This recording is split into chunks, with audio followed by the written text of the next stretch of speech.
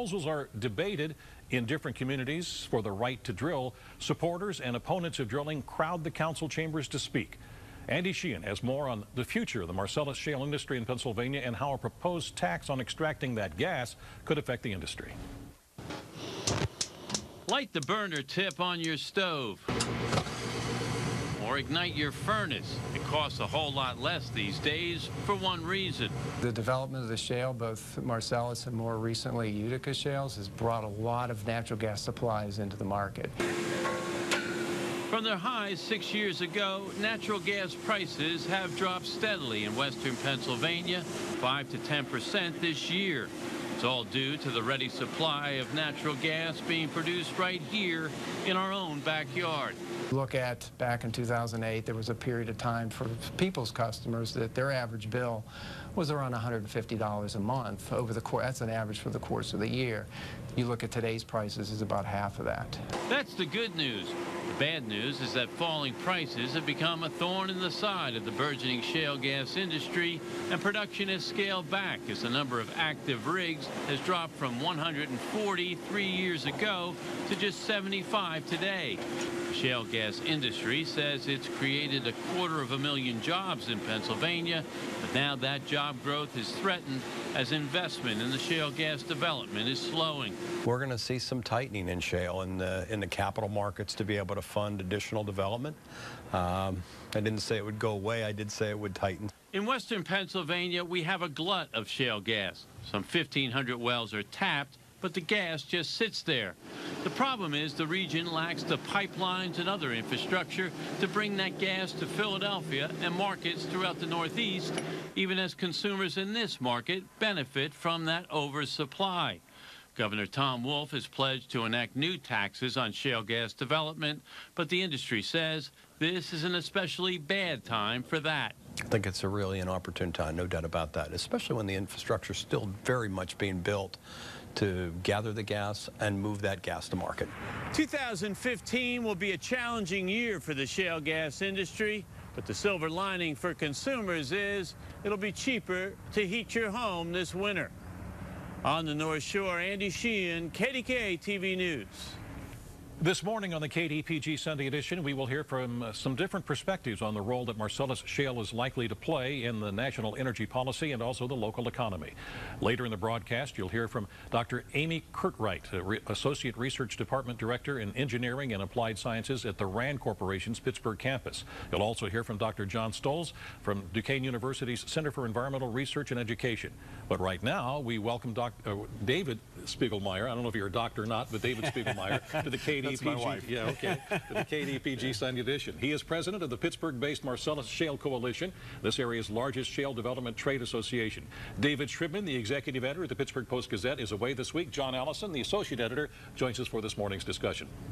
Mr. Spiegelmeyer, thanks so much for being with us this morning on the KDPG Sunday edition. Yeah, it's good to be with you, gentlemen. Let's take Andy's last line there, basically, that this is a challenging year for your industry. Is it? Indeed. Oil price decline, significant oil price decline, as well as tight infrastructure in Pennsylvania have made it very, very difficult for folks to invest here. I think a number of our operators that are active in the Marcellus have dropped some $9 billion of planned capital expansion for Pennsylvania for 2015, primarily because of that price, but also because of the uncertainty created in this marketplace. I think that you alluded in that piece to taxation proposals that are out there. The proposal that's on the board right now for consideration is one that would place us at a competitive disadvantage to nearly every other shale play across the United States. The West Virginia tax model being proposed is a tax model that is higher than our neighbor to the west in Ohio.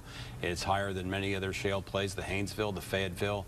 Texas has a 7.5% rate, which is basically equivalent to the West Virginia rate, but they have no corporate net income tax, and they have a capital recovery period that makes that a far more lucrative place to park capital than Pennsylvania. All right, we'll want to get into the taxation area in just a second here. No problem. Let's go to the production area right now. You've already stated, and we have the figures right here, and it's kind of stunning the amount of cutbacks in capital expenditures that are being planned by the gas production companies. That's correct. Is it because you've drilled too much already, or and then is there an oversupply? I think it's fair to say there's somewhat of an oversupply right now, and market hasn't caught up for that. I think that's the great opportunity for Pennsylvania, is to be able to use more of that product here in the Commonwealth. But it takes the infrastructure to both gather that gas and get that gas to market. Put it in perspective, we produced in 2008 about a quarter of Pennsylvania's natural gas supply through our conventional or vertical drill industry. Today, 6 years later, we're producing 20% of America's natural gas supply out of Pennsylvania. It's been an incredible journey in a short period of time. I think you alluded to in your piece, nearly 230,000 jobs have been generated broadly across this Commonwealth with wages that are well above average Pennsylvania wages. It's been a real shot in the arm for an ailing economy in Pennsylvania. Shale gas development has been that engine. What about, I'm sorry. Go ahead.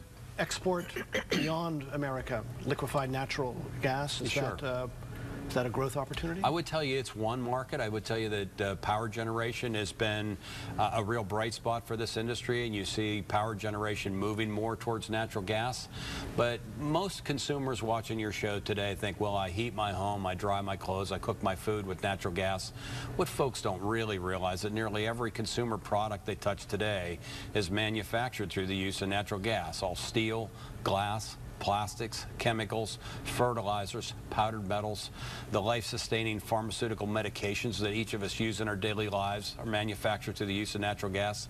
Now 1 in 3 electrons that are used at home, through your power supply are generated with natural gas. And frankly, the real opportunity, as I mentioned a moment ago, is for us to develop manufacturing back here in this region. We've got a stunning workforce that's prepared to meet the challenge to develop new jobs back here in this region through manufacturing. You talked about infrastructure. You can't get the gas out of here as much as you want? That's certainly a challenge, you bet. We can't get the gas to markets in Pennsylvania. We can't get the gas today.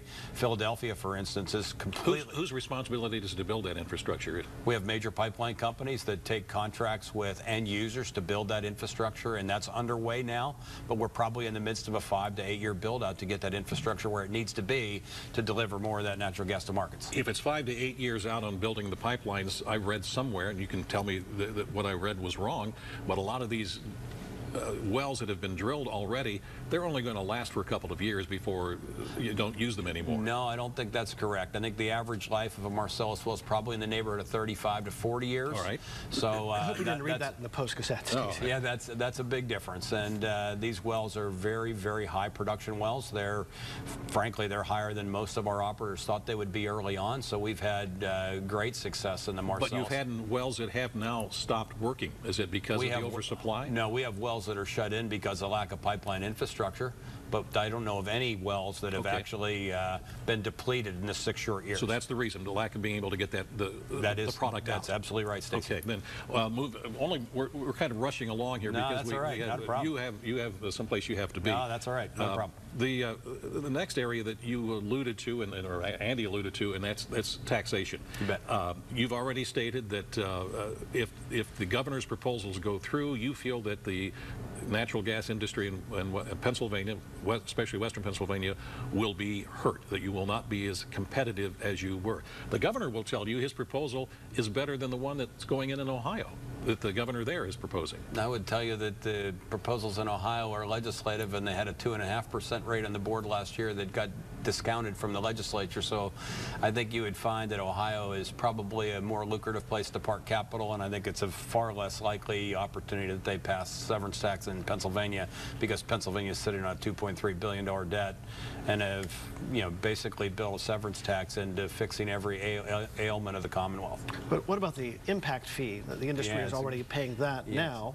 And so the severance tax comes along. Doesn't that replace the impact fee? By statute, it's required. I know that the governor has made a statement that he'd like to keep those funds in play. I don't think there's any guarantee that the level of rural funding that's been created out of that $630 million that have been broadly spent across all 67 counties of the Commonwealth would remain intact at the levels that they are today. Make no mistake, this industry already pays a severance tax. We just called it an impact impact tax. We called it that because the governor made a commitment to not pass new taxation, and we felt as an industry it was important to give local municipalities all across Pennsylvania some skin in the game for the development of shale resources across the Commonwealth. Do you feel that, maybe you've just basically answered that, but you feel that under the governor's proposal, even though he says it wouldn't happen, that local communities would suffer under this proposal? I believe that the needs of the Commonwealth are so great that there's no way that the revenues that would be generated out of any severance tax would provide the same level of funding that those communities are used to seeing through the impact tax. You were quoted this week in another publication stating that if the governor's taxation proposals go through, it's your belief that you've been told that the proposed Shell cracker plant would not be built? Yeah, let me set the record straight in that conversation. That conversation dealt with the risks that were applied to the new opportunities that are being generated in manufacturing across Pennsylvania. And my comments, I said, although I have no inside information on Shell's decision for that facility, if you potentially place gas supply or ethane supply in this case at risk, you could potentially jeopardize those investments. That was the structure of that conversation. And I stand firm to that comment. If you jeopardize supply of natural gas, if you jeopardize supply of ethane as a result of investments being made here in the Commonwealth, you jeopardize the upside opportunities for this region. And the Shell facility is just one facility, gentlemen. I would tell you that the great opportunities for our region is to use more of that natural gas. The question was you raised a moment ago was about export. I would tell you the real benefit for this region is to use more of affordable and reliable energy right here at home in Pennsylvania to put Pennsylvanians to work. I grew up in central Pennsylvania. I have a son and a daughter. I'd love to keep them here. I watched my entire high school class leave this state to find a job somewhere else. Affordable energy, affordable natural gas gives us the opportunity today to put our kids to work right here at home. We don't have a lot of time left, unfortunately, so, and this is such a broad-based part of the discussion, and that is the environmental impact. Absolutely. Of what fracking can do or is doing. Do you disagree with the environmentalists who will tell you that it is disrupting the water supplies, that it's especially underground water supplies? It's just not factually correct. I think if you look at every major environmental leader of our country, they'll tell you that fracking is and can be safe. There's not a single case to my knowledge of where hydraulic fracturing has contaminated underground water resources. We've been fracturing natural gas wells in Pennsylvania since 1948. This is not a new technology. The technology that's changed gas production in Pennsylvania is the ability to turn a drill bit horizontally to produce far more amounts of natural gas out of the geology than we were ever possible before. It's been a game changer for Pennsylvania. You look at where we were, as I mentioned a little bit ago, producing a quarter of our natural gas supply. The rest of that was imported into Pennsylvania from the Gulf Coast states and from the Midwest. Today, Pennsylvania, if we're a country, would be the 7th largest natural gas producer as a country, and we're the 2nd largest producer in the U.S. David Spiegelmeier, thanks so much for being with us this morning in the KDPG Sunday Edition. Appreciate your insights. Enjoyed, gentlemen, being with you. Thank you very much. When the KDPG Sunday Edition continues, what role will Marcellus Shale play in the national energy policy, and how is drilling affecting the communities where it takes place? Amy Curtright and John Stoltz will be joining us coming up. This local dad wanted to do something to prevent head injuries. This community. How important will Marcellus Shale be in the country's overall energy policy, and what effect does it have in places where drilling takes place? Joining us now is Dr. Amy Curtright, Senior Physical Scientist and Associate Director of the Research Department in Engineering and Applied Sciences at the RAND Corporation's Pittsburgh campus. Also with us is Dr. John Stoltz, the Director of Duquesne University's Center for Environmental Research and Education. Duquesne recently held a conference on shale gas extraction and health. I want to thank you both for being with us this morning on the KDPG Sunday Edition. Also, you have some papers that are going to be released this coming week and dealing with a variety of issues in dealing with Marcellus Shale drilling. Is that right? Exactly. Yeah, it's a special issue for a journal called Environmental Science and Health, Part A, and they allowed us to take some of the conference proceedings and publish it, and that's coming out next week. All right. Now, you both were off to the side in the wings listening to our first guest, David Spiegelmeier, who represents the Marcellus Shale industry. Just before we started this segment, you said you have a little disagreement with him about how long these wells will last? Yes, absolutely. It's rather interesting. And again, it's not like a conventional well where there's natural pressures down there, but in the particular case where you're doing the fracking, you're stimulating the wells so they they're very productive early on, and so whether you're looking at Haynesville or Fayetteville or these other plays, and Marcellus, they're most productive in their first couple of years, but by 3 to 10 years out, there's very little gas remaining. 3 to 10 years, though. Yeah. But didn't he say about 10 years was about the... No, he said 35. 35. Yeah, he said 35. He said up to 35 years. Okay, yeah. well, So roll the tape. Yeah. No, so his belief was, statement was that some of these wells are closing now because of the lack of infrastructure to get the gas out. And you disagree with right. And again, we have to thank our own Pennsylvania Department of Environmental Protection for providing this data. But if you look at the production numbers, you can see that the ones that were drilled early on, 2006, 2007, they're pretty much done, and they're starting to be shut in. All right. Dr. Curtright, your comments on what Mr. Spiegelmeier had to say. There was an issue you took issue with. Sure. Well, so if you'll permit me to take a step up to the 30,000 foot view for just a minute, because I always like to make a point that is sometimes misstated in various circles, and that is that this idea that natural gas is giving us independence from foreign oil. And they're basically apples and oranges. It's a very misleading bumper sticker slogan to say that natural gas gives us independence from foreign oil. We use natural gas for heating, electricity, industrial uses, and we don't use it in this country for transportation. So that's just an important distinction. It could be used. It could be used, but it's not. But the infrastructure doesn't exist right now, and it would cost money to do that. To the extent that hydraulic fracturing is being used for petroleum extraction out west, it's obviously an impact, but here we're getting natural gas and related liquids that don't go into cars. So I always like to make that point. And then the other point I think is, you know, we need to be balanced about when we look at the pros and cons of this industry. There is no free lunch in energy, any form of energy. There are certainly tremendous advantages that we have gained as a result of figuring out how to extract this resource. There's no doubt. There have been jobs, there's been revenue. Consumers' energy bills are down, there's energy embodied in everything we buy, and that's definitely the case. But it's also true that there are real costs associated with any large-scale industry, and those costs are often not borne by the producers, right? So the producers, if there are problems with air, if there are problems with water, if there are problems with roads, those are not things that are directly factored in to the cost of the production. And jobs and revenue are already part of the market. They're already factored into that. There's a price signal there that you can see, but air quality is not in that market. And so that's where the issue of taxes comes in. And there are different reasons to set taxes. You know, government sets taxes all the time.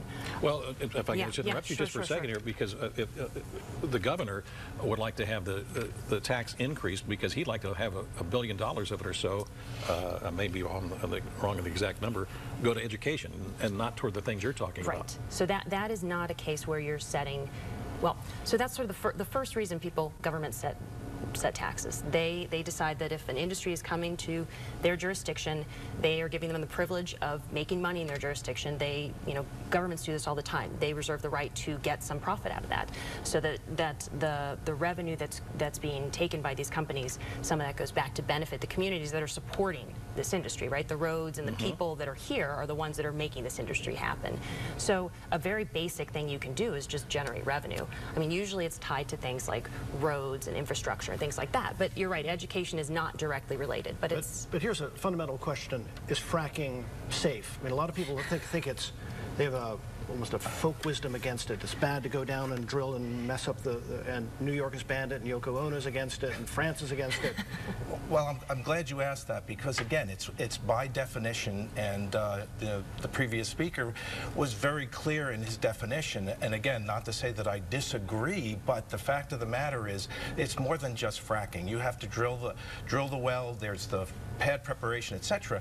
And we have situations where we know that there has been direct contamination as a result of the activities in total. People have lost their well water. There's over 3 million drinking water wells in Pennsylvania. The majority of Pennsylvania still relies on surface and deep aquifer water for their drinking water, and so we have a situation, and then to tie in with the even the severance tax, the impact fees that we've had for the last couple of years now, even they are not being applied necessarily to deal with the impacts. So for instance, this community up in Butler, there's 40 families now that are dependent on a volunteer water drive because their wells have been contaminated, and the county is not using the impact fees to deal with it. So that's the reality. Any research that can support the idea that these might be causing minor earthquakes as well? Well, that's the other thing. It's turning out initially it was the deep well injection for wastewater.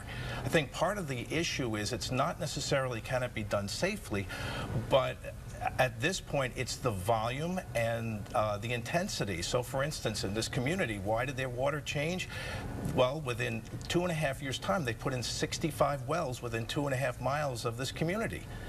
And we... what's the name of the community? We've written about it, I believe. The Woodlands. The Woodlands, right. Yeah. But all the evidence hasn't really shown that it is because of fracking, or well, the point is because, right, and I've got now over, I guess, 50 samples of water. We've been monitoring certain homes over a long period of time for several years. The fact is that you're not going to find fracking solutions. You're not going to find the, things that you might say, oh, that definitely is related to the drilling and the fracking. But we are seeing where the water quality has definitely changed. Well, and I would say that, just again, sort of pulling back a little bit out of the details, I think maybe the right question is not whether or not hydraulic fracturing is safe. I mean, getting in my car and driving here this morning was not safe. We do unsafe things all the time. It's a question of how much risk we're willing to accept. And in order to figure out what level of risk you want to accept, you need to understand what the benefits are. You need to understand the risks. That's where I was going to go. And then it gets back to it's another reason you might have a tax. If you decide that the risks are outweighing the benefits, then you can put that in the form of a tax. You can I could argue that getting in your car and driving here is also just part of life as we know. You could also just stay home and do nothing. That's true, but we could also not turn our lights on and not have natural gas. So here's we only have about a minute or so to go, and so the basic question comes down to this. Mr. Spiegelmeier will tell you the price for what we pay to heat our homes and some other things has gone down dramatically. And this is what you're talking about, playing one off the other. What should the policy be, in both of your opinions, that we should proceed from here? Well, I think that it's a red herring to say that an extraction tax would drive the industry out of the country. And so if we think that our risks are greater than the benefits that we're getting right now, then we should really seriously consider having an extraction tax, either in excess of the impact fee or in place of that. Do you feel those risks mandate that? From what I've seen, our impact fee does not fully match the risks that we are experiencing in this state. And for me, there is an alternative. We've crunched the numbers. We can produce anywhere from 2 to 8 trillion cubic feet of natural gas a year using cow and pig waste. So using what? Cow and pig waste. Manure. So bioreactors are a renewable, sustainable alternative, but it's natural gas. How about dog waste? Absolutely. Anything that's compostable can keep going. Generate. Yep. Human, everything. Absolutely. Absolutely. We want to thank you so much for being with us this morning on the KDPG Sunday edition and giving us another perspective. Thank you. Thank you. John and I will be back with some final thoughts in just a moment.